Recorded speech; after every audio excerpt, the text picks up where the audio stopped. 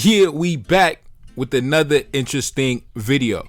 Now, today we're going to talk about it, man. Divestor gets 5 years in prison. Let's get into it. Now, due to the fact that this is a real court case involving real people and a real victim that really got sent to the afterlife, I'm going to be respectful. When it comes to the suspects, I'm going to address them by Mr. and Miss, and I'm going to use their last name. When it comes to the victim, I'm only going to use his first name. Now, let's get into it. In this case, there are two defendants, Miss Wiley and Mr. Brinkley. These are the two murder suspects, and the victim named Steven. Now, as you can see, take a look up on the screen. This is Miss Wiley during happier times. Before she was sentenced and convicted, this was Miss Wiley when she was enjoying her freedom. Now, some of you fellas might already be familiar with Miss Wiley because before she went to prison, she was involved in adult entertainment. Yes, if you Google her by her stage name, which goes by the name of Crystal Blake, yes, you see that she had some movies. She had a short little run, a short little career in the adult industry. Now, I call her a divestor not because she necessarily slandered black men or disrespected black men. She's not a divestor in a traditional sense, but when you look at the type of videos that she made during her career in the adult entertainment industry, it's very reminiscent of The Plantation. And of course, as we know, life imitates art, meaning that her real life was also a reflection of her onstage character. What I'm trying to say is this: she was having plantation relations both on the camera and behind the scenes. Now, let's get into it, man. Not wasting no time. Let's jump straight into the goddamn police reports. Let's get into it, man. This shit is a movie. Now, before we get started though, take a look up on the screen. About 2 days before the murder occurred, Miss Wiley hopped on her YouTube channel and uploaded this video entitled, take a look up on the screen, People Exposing Adult Industry Workers. Now, I watched that video. It was a short video, and what I gathered from that video is it seems that the guy that she was dealing with, he ended up finding out about her past life in the adult entertainment industry. And it seems that he wasn't really too excited or too happy about what he found out about. Now, let's get into the police report, man. Let's get into it. Let's go. At about 1:10 a.m. Monday, June 8th, 2020, Palm Beach County Sheriff's Office responded to a shooting at, I'm not going to say the address. After arriving on scene, deputies located the victim, Steven, deceased on the living room floor. The Palm Beach County Medical Examiner's Office ruled the death a homicide from multiple gunshot wounds. Deputies originally located the victim inside his residence, lying on his back on the living room floor. His clothing was completely saturated in blood, and there was a tremendous amount of blood encompassing his body. Just inside the front door of the residence, detectives observed 2 expended cartridge casings parallel to the front door. Also, there was a blood trail leading from the front door to the front porch. A meticulous search by crime scene investigators yielded a total of 8 9mm expended cartridge casings recovered from inside the residence. 5 of the expended cartridge casings were resting on the floor within 6 to 8 inches of the victim's body. Per the medical examiner's office, the victim suffered 3 gunshot wounds to the right chest, to the right flank, and to the left chest. While consulting with the medical examiner and forensic investigator about the victim's autopsy, detectives learned the gunshot wounds contained stippling and soot, which are consistent with being shot from very close range. As the investigation continued, detectives interviewed cooperating witness number 1. The investigation established witness number 1 is roommates with the victim. According to witness number 1, Steven came into his room with his laundry just prior to the homicide and told him to fold it. Witness number 1 then turned on his music in his bedroom and began folding the laundry. Now, keep in mind, Steven is the victim. Now, let's continue. Witness number 1 said approximately 45 minutes later, they heard 4 to 5 gunshots coming from the living room area. As witness number 1 exited the room, witness number 1 discovered Steven dead on the floor. Witness number 1 noticed the front door was completely open, which he described as being indicative of someone leaving the residence without closing the door. Witness number 1 further stated that Steven keeps the front door unlocked because every time someone knocks on the door, the dogs will begin to bark loudly. Witness number 1 said he never heard the dogs bark prior to hearing the gunshots. Within the aforementioned 45-minute time frame, witness number 1 came out of his room twice and observed the victim sitting in the living room with the lights dim. The victim was watching television, and according to witness number 1, he found the victim unresponsive on the floor within 3 to 5 feet of the location where he was originally sitting on the couch. Witness number 2 stated, while standing outside emptying the trash, they heard approximately 4 to 5 gunshots. Shortly after, about a minute later, witness number 2 observed a black and color Ford F-150 fleeing from the area eastbound on Old US Highway 27. Witness number 2 residence is located only a short distance from the homicide scene. While detectives were investigating, witness number 3 arrived on scene. Witness number 3 stated they were with Steven and witness number 1 on Friday, June 5th, 2020, along with a black female who they knew as Kira and her uncle. During the gathering, witness number 3 drove Kira's black Ford F-150 to the gas station located on US Highway 27 for beer. When they arrived back to Steven's residence, she observed Kira coming from the back bedroom where Steven was, but did not think anything of it. Witness number 3 then left the gathering and did not return that night. During a canvass of the area, detectives noticed video surveillance cameras were affixed to the exterior of the residence just south of the victim's residence. After reviewing the video surveillance evidence, detectives learned the suspects arrived at about 12:59 a.m. June 8th, 2020 and left at about 1:06 a.m. June 8th, 2020. The suspects were identified as an unknown race male and a black female. Because the male subject had a long sleeve shirt, long pants, and a hood covering his head, detectives were unable to discern his race from the video surveillance evidence. They arrived and drove from the incident located in a black and color Ford F-150 four-door truck as described by witness number 2. Now listen, man, listen. Say what you want about the police, man. Listen, they be on their goddamn Sherlock Holmes with this shit, man. Listen, they got caught in the same day. They ain't even last one day. Shorty didn't even last one day. She got caught in the next afternoon, man. Listen, they was outside the house. Let's get back into it. In subsequent digitally recorded interviews, detectives presented the previously mentioned video surveillance footage to cooperating witness number 1 and witness number 3. Upon reviewing surveillance footage, both witnesses identified the black female fleeing from the direction of the victim's residence following the shooting to the suspect vehicle as Miss Wiley, black female born on December blah blah blah blah. The driver and vehicle information database verified Wiley currently owns a black and colored 2014 Ford F-150 truck bearing Florida license plate blah blah blah blah.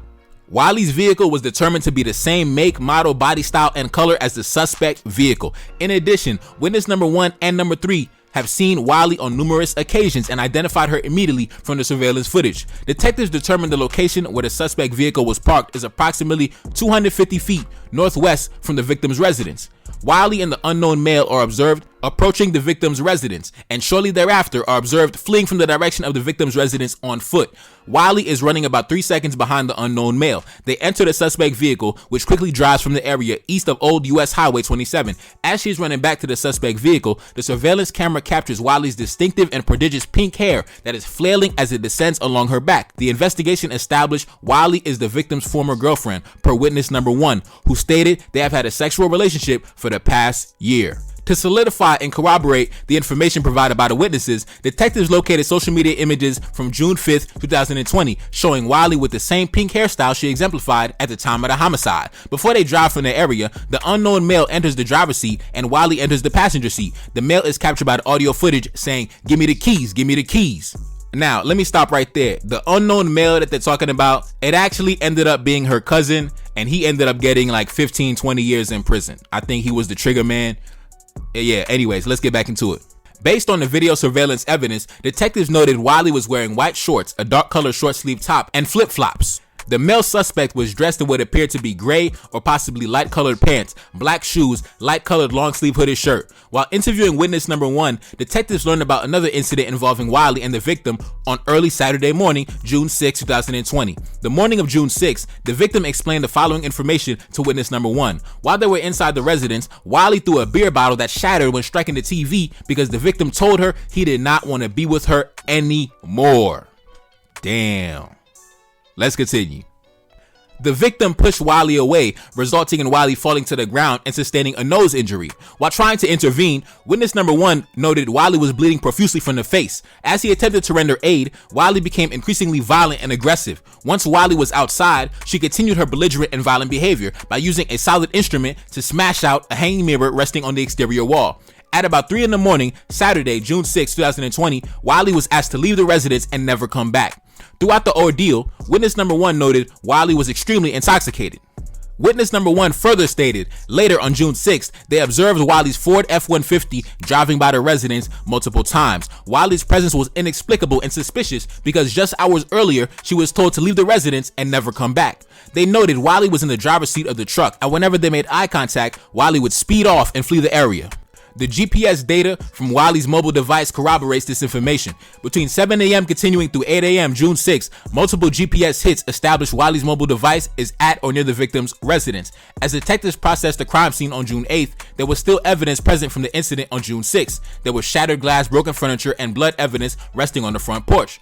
During a background investigation, detectives learned Wiley lived at, I'm not going to say the address. This information is consistent with the statements provided by the aforementioned witnesses. In the interviews, all the witnesses were familiar with Wiley and articulated she lived in Okeechobee, Florida. At about 10:30 a.m. on June 8th, tactical agents from the Palm Beach County Sheriff's Office located the aforementioned suspect vehicle belonging to Wiley parked at her address. Additionally, tactical agents observed Wiley's Kawasaki motorcycle parked alongside the residence. Without encroaching upon her property, tactical agents were able to verify the last 3 characters of the license plate. At about 3:30 p.m. June 8th, detectives procured a search warrant for Wiley's address. While inspecting Wiley's vehicle, detectives verified the same cooler observed on surveillance footage at the crime scene was still located in the bed of the truck. The spare tire affixed to the driver's rear wheel captured on surveillance footage also was affixed to the vehicle at the time of the search warrant. Before executing the search warrant on the address, Palm Beach County Sheriff's Office, along with Okeechobee County deputies, observed a black Lincoln driving up and down 96th Street multiple times in front of Wiley's residence. This was extremely suspicious because the vehicle was driving around aimlessly, seemingly with no direction. Detectives learned Wiley left the residence by exiting through the back door, walked through an overgrown swampy area, and later entered the aforementioned Lincoln. Tactical agents and Okeechobee County deputies subsequently stopped the vehicle in Okeechobee, Florida, about 20 miles from Wiley's address. Wiley was seated in the back seat, rear passenger side. Her shoes and lower pant leg was blemished with mud and debris. Detectives concluded that Wiley was trying to evade law enforcement after she learned that agents were surveilling her residence. Instead of being picked up at her residence, Wiley requested for the driver of the Lincoln to meet her where the railroad tracks and Lofton Road intersects. This location is approximately 1 mile from the residence. The driver of the Lincoln and the front passenger explained to detectives how they were contacted by Mr. Brinkley, who said he was in Okeechobee, Florida and needed a ride back to Belglade. In exchange for their help, Mr. Brinkley promised to give them $20 for gas money. After Mr. Brinkley provided them with the address, they drove from Belglade, Florida to Okeechobee, Florida and met with Mr. Brinkley and an unknown female at the aforesaid location. Surveillance footage from Wiley's neighbor's hunting camera captured her at approximately 3:05 p.m. June 8th, leaving her residence through the back door with an unknown male who was similar in height, weight, and body style to the suspect who was with Wiley at the time of the homicide. This male was later identified as Mr. Brinkley. The surveillance footage showed Wiley with the same pink hairstyle captured by surveillance cameras at the crime scene 14 hours earlier, approximately 75 miles away. Detectives lawfully procured phone records for Wiley's mobile device. An analysis of the phone records illustrated the following. During the period of the homicide, there is no cellular site location information generated by the mobile device or the cellular network. However, at midnight, June 8th, cellular site location information establishes the mobile device associated with Wiley is facilitating cellular transmissions through cellular sites in Belglade, Florida. The historical cellular site location information establishes on the morning of the homicide, Wiley's mobile device was not in Okeechobee, Florida. Approximately 13 hours before the homicide, Wiley is explaining to her uncle via text message how she intends to go to the victim's residence to get money. This verified Wiley was referring to an injury she sustained during the incident on June 6th, based on the timeline, text message communication, and through interviews with the witness. Now, time out. You remember a couple days before the homicide, she got into, an argument. She got into an argument with her boyfriend, whatever, her ex-boyfriend. And the ex-boyfriend told her, "Get the fuck out of my house and don't ever come back." And then, they had a big fight. She threw something at the TV, shattered the TV with a glass, broke a mirror outside the front porch. And then her boyfriend, I don't know if he pushed her, shoved her, whatever, punched her, whatever. And she was bleeding from the face, all crazy, right? So she told her uncle, "I'm about to go to his house and I'm about to get money." Cause I don't know, when someone injures you, I guess you could take them to court, pay for damages, whatever. So she talking about she going to go to his house to get some money, get some reparations or some shit like that. I don't know. Let's continue. An additional text message conversation was discovered between Wiley and her mother dated June 8th, 2020. At 1:59 p.m., Wiley texted her mother, said this, "Can you send me some money on Cash App? I am in trouble." Her mother replied back and said, "You in trouble?" Wiley said, "Yes." Her mother said, "How?" Wiley said, "I can't say nothing. Just trust me when I tell you I am in trouble. I never said that to you before." This information is significant because approximately 13 hours after the homicide, Wiley is explaining to her mother that she needed money because she was in trouble. Wiley said text messages to her mother while law enforcement was surveilling her residence. Now, time out, man. Say what y'all want about the police, man. Reading these police reports, that shit is funny to me. This information is significant. Let's continue. Detectives further analyzed Wiley's iPhone and located GPS data that pinpoints the location of her mobile device during the period of the homicide. The GPS data illustrates between June 8th, 2020, 12:59 a.m. up until 1:06 a.m.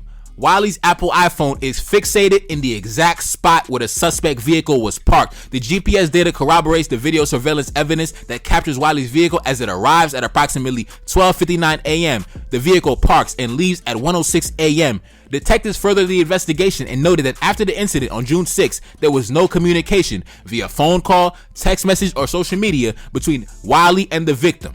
In the days following the homicide, Wiley contacted detectives inquiring about her 2014 Ford F-150 that was seized during the investigation. When asked, Wiley repeatedly articulated that she was not complicit in the homicide. During the period of the homicide, Wiley stated she was nowhere near the victim's residence. Wiley expressed to detectives she exclusively possesses her mobile device and never loans the phone out. On Saturday morning, June 6th, Wiley confirmed being injured at the victim's residence and bleeding from the nose. When asked if she was attacked or battered by the victim, Wiley articulated that she was extremely intoxicated and does not remember. According to Wiley, Saturday morning, June 6th, was the last time she was at or near the victim's residence. Wiley had no explanation why she was captured on video fleeing from the direction of the victim's residence following the gunshots.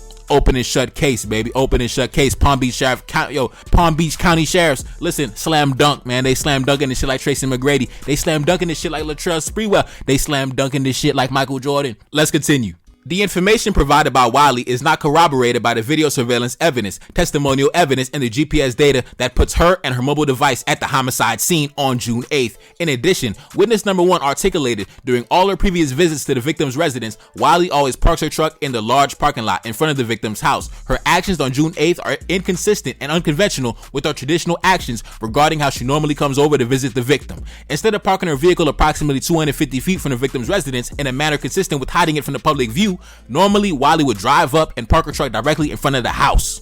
Before the homicide at 12:35 a.m., video surveillance evidence shows the suspect vehicle driving from the direction of the victim's residence and circling the businesses in the area before it returns and parks at 12:59 a.m. GPS data from Wiley's iPhone corroborates the activities from 12:35 a.m. leading up until the suspect vehicle returns at 12:59 a.m. After the homicide, detectives found evidence that illustrated Wiley's vehicle continued 55 miles for 52 minutes south into Broward County, approximately 25 miles for 22 minutes west along Interstate 75, and then 75 miles for 130 minutes back north into Okeechobee, Florida. The evidence established Wiley traveled in extremely desolate and rural areas to return to Okeechobee, Florida. Wiley's neighbors advised she arrived home in the Ford truck at approximately 4:30 in the morning. Wiley's iPhone GPS data corroborates the evidence. Listen, man, Palm Beach County Sheriffs, man, listen, they slam dunking it. They hit it with the windmill 360 behind the backboard. Listen, slam dunk contest. Let's get back into it. While searching Wiley's residence on June 8th, detectives located the same white shorts and fresh packets of the pink hair she wore during the homicide. Listen, man, listen. At the end of the day, she didn't take it to trial, man. She pled guilty. She took the plea, and she took a lesser charge of manslaughter and burglary, and burglary, manslaughter, and she ended up getting 5 years with credit time served for 2.5 years. While she was locked down fighting the case. You know, she was locked down during the entire trial, so she already got credit time served for 2.5 years. So she'll probably be back out in next couple years. Her co-defendant, her cousin, the dude that went with her, he got 15 years. I think he was the trigger man. And what I think what happened was this, because 2 days before the homicide, the white boy told her, get the fuck out my house. Don't ever come back. And they had that big fight. She threw the damn glass at the TV, shattered the glass, and then he pushed her and she ended up bleeding. So what I think happened was similar to the Travis Rudolph case. You remember that Travis Rudolph case where, that lady got pissed off at her boyfriend, so she called up her brother, her cousin, whatever. I think in this case, it was the same exact thing. I think this chick called up her cousin. He was a hood nigga, hood nigga from Pahokee, Florida. You know what I mean? Hood nigga from Belglade, Florida. Listen, a lot of street niggas down there. So I think she called up one of her cousins, right? And her cousin was like, what? White boy, smashed up my cousin, had her bleeding and shit. I'm coming right now. You know what I mean? So I think he ran up in the spot, confronted him, let off shots, shot him twice in the chest, and then ran off, just not really thinking. They didn't really think it out, in my opinion, because, it was a slam dunk case, man. Slam dunk case. This was obviously not a crime that was planned. just not very meticulous, just a crime of passion, no plan, no preparation, and they got caught within 24 hours. It is what it is, man. Within 14 hours, Palm Beach County Sheriffs had the whole damn house surrounded. Shit crazy, man. But yeah, man, reading police reports is something I enjoy doing. Listen, I'm a law-abiding citizen. I pay my taxes. I follow the rules. I follow the laws. I follow the county ordinances. But I'm just saying, if you are somebody who lives a life of crime, I would advise you to read the investigative work of the police so you can see how they operate, man. So you can see the type of evidence they gather. If you live in a life of crime, I'm not living a life of crime, but if I was living a life of crime, I would study all the investigative tactics, all the detective work that the police do to catch the criminals. Because you got to understand, listen, you're a criminal, you're the enemy of the police. So if you're a criminal, you got to study the police. I just read this shit for fun because it's very interesting. It's real life shit. And it's just, I enjoy doing it. I love watching the news. I love reading the arrest reports. I'm a weird guy like that. I'm just a weird dude. I really enjoy reading police reports. I'm just a weird guy. It is what it is. Some people like watching TV. I like reading the police reports. It is what it is. Anyways, man, it's your boy Neferkari Desaline. Cash App up on the screen, and I'm gone. Peace.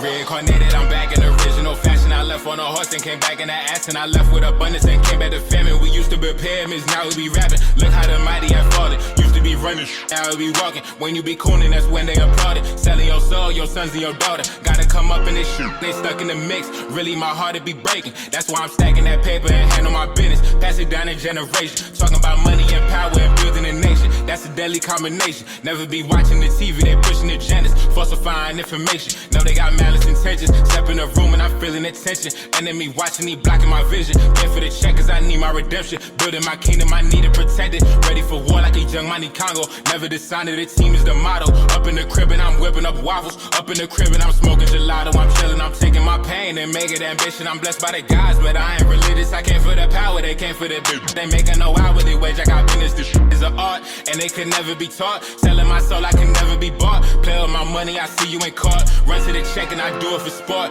Babylon falling, I go to the source. Packing my luggage and go overseas. Shorty be with me and she so elite. Shorty be chocolate, I'm calling her Hershey. Secret intelligence probably gon' murk me. Don't fuck with brands cause nigga I'm Haitian. Say the wrong shit and you're smacking their faces.